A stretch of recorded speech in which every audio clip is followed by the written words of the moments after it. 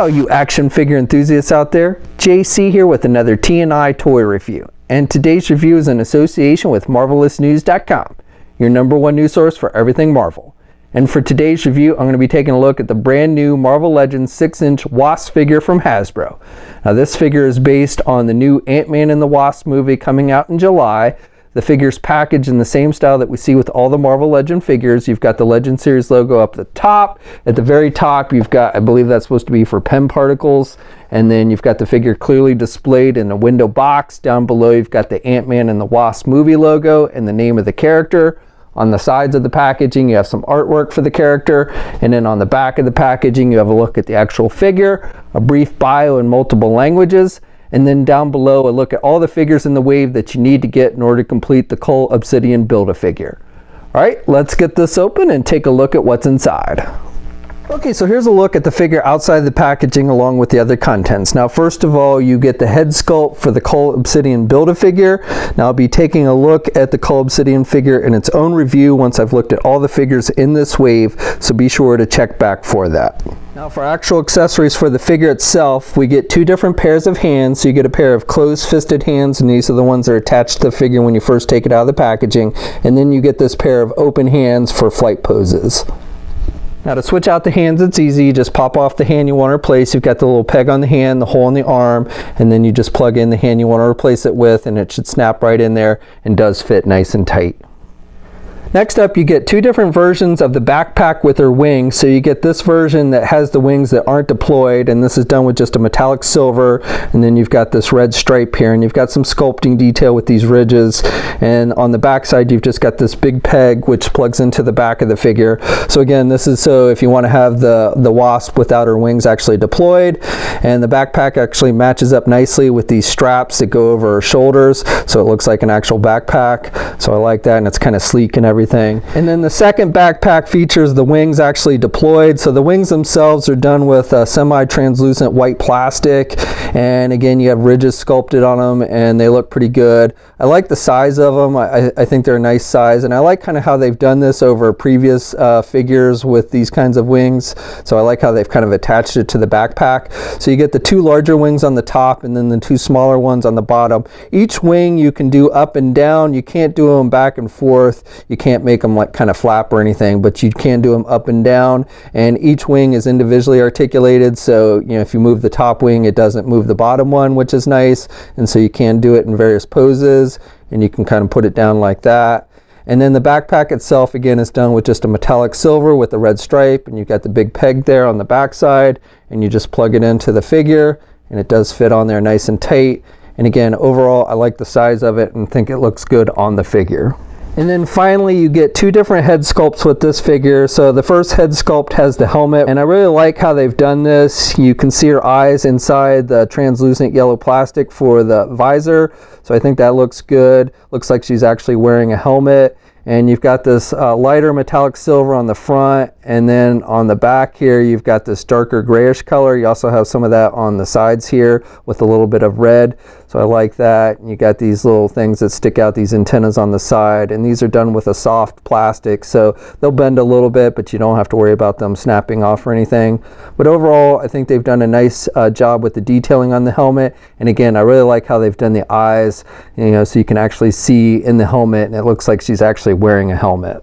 Now switching out the heads is easy. You just pop off the head you want to replace, and it should pop right off, and it attaches with a ball joint, and then you just plug in the head you want to replace it with.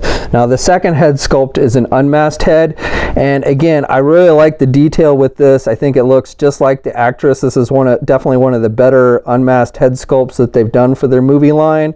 I think the paint applications are solid. She's got the red lipstick, good skin tone, pretty good job with the eyes. She's got the ponytail in the back, so I like the way the hair is sculpted, and the ponytail again is done with a rubber type material, so it'll bend a little bit. Doesn't really prohibit the head movement at all, which is nice. Can't really look back, I guess, but she can look down good and everything, and you can pivot to the left and the right. But again, I really think they did a good job with this one, and definitely one of the better unmasked head sculpts that they've done for the movie line. Okay, so for the rest of the figure, I think Hasbro's done a really nice job with this one, incorporating the overall look of the costume from the movie, at least based on what I've seen in the trailers. We got the new trailer this morning, which definitely looked pretty good. Still not sure if this movie will take place before or after, or maybe even during Infinity War. I guess we'll just have to wait and see. But I like the sculpting detail. You've got the ridges throughout, so it looks like it's that kind of leather type outfit. And I like the metallic gold that they've used here on the front and on the sides. And then you've got that striping with the red and the gold down the legs and a little more gold on the knee pads there. Even has some nice sculpting detail on the boots and stuff with the line work and again with the ridges. You got some red there on the shoes. On the back as well, even though most of this is covered up by the backpack, when you have it attached, they still have some nice sculpting detail on the back with the ridges and the line work in keeping with what we see in the movie. And then for her wrist, she's got those, I think this is supposed to be both her stingers. She shoots those electric stingers out and then also can shoot pen particles out of these. You see her throw stuff and then she shoots something from her wrist and it'll grow really big. So I guess, you know, these have a double function. And these kind of stick out over the hand. And these are done with a pretty hard plastic, so you don't have to worry about them getting bent out of shape, I don't think. It does limit some of the hand movement, so you can't do it up as much, but still overall I think that looks pretty good. So like I said, I think they've done a good job with this figure and capturing the overall look of the character from the new movie. So this figure stands right about 6 inches tall. Here's a comparison of the Marvel Legend Ant-Man figure from the first Ant-Man movie. Here's a comparison of the Giant Man figure from the Civil War movie. And here's a comparison of the new Ant-Man figure that is also shipping in the same wave with Wasp and is also from the upcoming Ant-Man and the Wasp movie. I will be reviewing the Ant-Man figure later this week. And then for one final comparison, here's a look at the Hasbro Marvel Legends comic book base Wasp figure with the new movie figure. Now for articulation on this figure, you can turn the head to the left and to the right, and she can look down pretty good. And with the helmeted head, she can actually look up pretty good as well for flight poses, which is nice. And you get a little bit of head pivot with this one. Arms attached with your standard ball hinge joint there at the shoulder, so she can get her arm out good. Has good rotation there. Does not have a bicep swivel, has a single hinged elbow like we generally see with female Marvel Legends, so she can bend her elbow that much. And then you've got rotation there at the elbow, you've got rotation at the hand, hinges on the hand, so good down movement. But again, because of those little stingers, it does limit some of her up movement, but she can still get it up about that much. And then at the midsection, she's got rotation. You can pivot to the left and the right a bit. Not a whole lot in the way of crunch forward movement, but can look back a bit there at the midsection. Does not have a waist swivel, can do the splits about that much, can get her leg forward pretty good, and then can do her leg out and back. Does have a thigh swivel, has a double jointed knee, so good bending there at the knee. And then with the feet, you have hinges, so up and down movement, and you do have ankle pivot and 2 peg holes on the bottom of the feet.